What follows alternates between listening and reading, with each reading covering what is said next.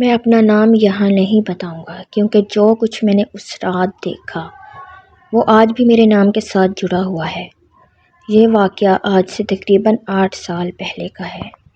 میں اس وقت ایک عام آدمی تھا، نہ کوئی ڈراؤنی کہانیاں سننے والا، نہ کسی جنات یا سائے پر یقین رکھنے والا۔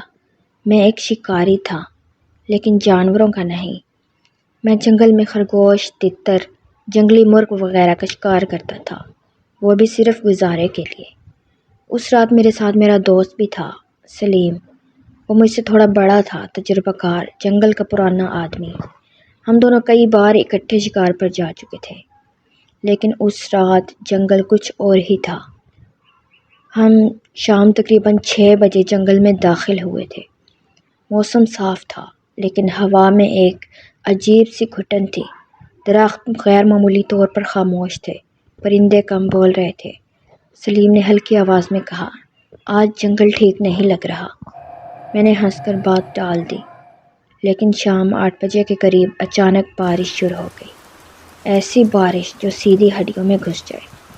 ہمارے پاس 2 راستے تھے، واپس جانا جو اندھیرے اور کیچڑ میں خطرناک تھا، جنگل کے بیچ والی پرانی خالی جھونپڑی جس کا ہمیں علم تھا۔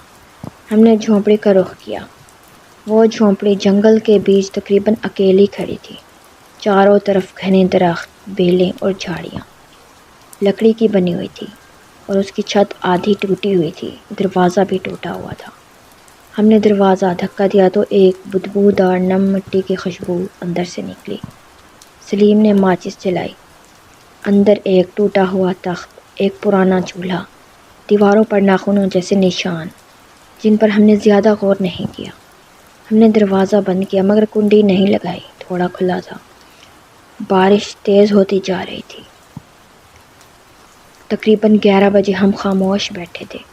بارش کی آواز، درختوں کا ہلنا، کبھی کبھار کوئی جانور چیختا۔ میں نے پہلی بار اس جھونپڑی میں غلطی کا احساس کیا۔ سلیم نے سرگوشی میں کہا، اگر کچھ بھی ہو آواز مت نکالنا۔ میں نے پوچھا، کیا مطلب؟ اس نے جواب نہیں دیا۔ پھر اچانک ٹھک ٹھک کی آواز آنے لگی۔ میں چونک گیا۔ یہ آواز قدموں کی تھی۔ باہر جھونپڑی کے گرد کوئی چل رہا تھا۔ میں نے سلیم کی طرف دیکھا، اس کا چہرہ سفید پڑ چکا تھا۔ قدموں کی آواز واضح تھی، نہ جانور جیسی نہ انسان جیسی، جیسے کوئی ننگے پاؤں بہت آہستہ چل رہا۔ میں نے آہستہ سے دروازے کی درز سے جھانکا، باہر کوئی نہیں تھا، لیکن آواز اب بھی تھی۔ پھر وہ ہوا جس کے بعد میں کبھی پہلے جیسا نہیں رہا۔ جھونپڑی کی لکڑی کی دیوار پر اندر کی طرف پنجوں جیسے نشان ابھرتے گئے، ایسے جیسے لکڑی خود سے کٹ رہی ہو۔ ہر نشان کے ساتھ لکڑی چرچرا رہی تھی۔ سلیم نے کانپتی آواز میں کہا، یہ انسان نہیں ہے۔ اچانک جھونپڑی کے گرد قدموں کی آواز تیز ہو گئی، جیسے کوئی غصے میں چکر لگا رہا ہو۔ پھر ایک بھاری سانس کی آواز آئی، بالکل دیوار کے اس پار۔ سرگوشی، اور پھر ایک اور سرگوشی، لیکن زبان ہماری نہیں تھی۔ ایسی آواز جیسے کوئی بہت پرانا زخمی گلا بول رہا ہو۔ دیوار کے پنجوں کے نشان اب اندر کی طرف گہرے ہو رہے تھے۔ سلیم نے اپنی بندوق اٹھائی، لیکن اس کے ہاتھ کانپ رہے تھے۔ میں نے آنکھیں بند کر لی۔ دیوار پر پنجوں کے نشان اب رک نہیں رہے تھے۔ لکڑی ایسے کٹ رہی تھی جیسے کاغذ ہو۔ ہر آواز کے ساتھ میرا دل جیسے باہر آ رہا تھا۔ سلیم نے میرے کان میں سرگوشی کی، یہ وہی ہے جس کا ذکر بوڑھے کرتے تھے؟ میں نے پوچھا، لیکن آواز حلق میں ہی مر گئی۔ سلیم نے آہستہ آہستہ بتایا، یہ جھونپڑی خالی نہیں تھی۔ کئی سال پہلے یہاں لکڑہارا رہتا تھا، پھر ایک شکاری، پھر ایک اور خاندان، لیکن جو بھی آیا واپس نہیں گیا۔ لوگ کہتے تھے جنگل میں کچھ ہے جو بارش میں جاگ جاتا ہے۔ ہم ہنس دیتے تھے۔ آج وہ ہنسی ہمیں گھور رہی تھی۔ دروازہ خود سے بند ہو گیا۔ اچانک کنڈی اندر سے گر گئی۔ میں نے اپنی آنکھوں کے سامنے دیکھا، کوئی ہاتھ نہیں تھا، کوئی سایہ نہیں تھا، صرف ایک طاقت۔ جھونپڑی کے اندر درجہ حرارت یکدم گر گیا۔ سانس سے بھاپ نکلنے لگی۔ قدموں کی آواز اب اندر تھی۔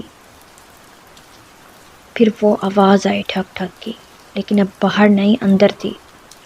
جھونپڑی کے کونے سے میں نے مڑ کر دیکھا، وہاں کچھ نہیں تھا، لیکن زمین پر گیلے ننگے قدموں کے نشان بن رہے تھے، ایک ایک قدم ہماری طرف۔ سلیم چیخنا چاہتا تھا لیکن آواز نہیں نکلی۔ ماچس کی آخری تیلی اس نے جلائی اور میں نے اسے دیکھا۔ وہ انسان جیسا تھا لیکن انسان نہیں تھا۔ لمبا سایہ، ہڈیاں باہر نکلی ہوئی، بازو غیر فطری حد تک لمبے، آنکھیں نہیں صرف سیاہ گھڑے، اور اس کے ہاتھ وہ پنجے جن سے دیوار کٹی تھی۔ وہ ہماری طرف جھکا اور بولا، تم یہاں کیوں آئے ہو؟ آواز سیدھی دماغ میں گونجی۔ سلیم نے بندوق چلائی لیکن گولی ایسے غائب ہو گئی جیسے ہوا میں جذب ہو گئی ہو۔ اگلے لمحے وہ چیز سلیم کے سامنے تھی، ایک چیخ جو آج بھی میرے کانوں میں گونجتی ہے۔ میں نے دیکھا سلیم کو زمین سے اٹھایا گیا، اس کے پاؤں مڑ گئے، ہڈیاں ٹوٹنے کی آواز آئی اور پھر خاموشی۔ سلیم زمین پر تھا، آنکھیں کھلی تھیں لیکن زندگی ختم۔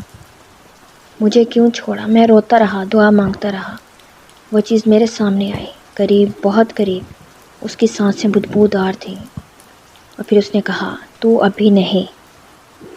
اگلے ہی لمحے جھونپڑی لرزی اور میں بے ہوش ہو گیا۔ صبح جب آنکھ کھلی تو سورج نکل چکا تھا، بارش ختم ہو چکی تھی۔ جھونپڑی ویسی ہی تھی جیسے کچھ ہوا ہی نہ ہو، لیکن سلیم نہیں تھا، نہ لاش اور نہ خون، صرف زمین پر گہرے پنجوں کے نشان تھے جو جنگل میں گم ہو رہے تھے۔ میں وہاں سے بھاگا۔ جنگل آج بھی خاموش تھا، جیسے کچھ جانتا ہو، سچ جو کسی کو پسند نہیں۔ میں گاؤں پہنچا، لوگوں نے سلیم کا نام سنا اور نظریں چرا لی۔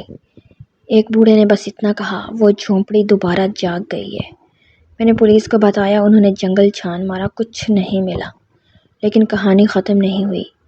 اس واقعے کے بعد مجھے نیند میں قدموں کی آواز آتی ہے، بارش میں لکڑی کٹنے کی آواز، دیواروں پر ناخنوں کے نشان، اور کبھی کبھی رات 2 بجے میرے دروازے کے باہر کوئی ننگے پاؤں چلتا ہے۔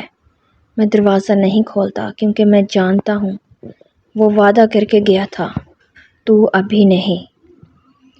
یہ کہانی میں نے اس لیے شیئر کی کہ اگر کبھی بارش ہو، جنگل ہو اور ایک خالی جھونپڑی نظر آئے تو اندر مت جانا، کیونکہ کچھ جگہیں خالی نہیں ہوتی۔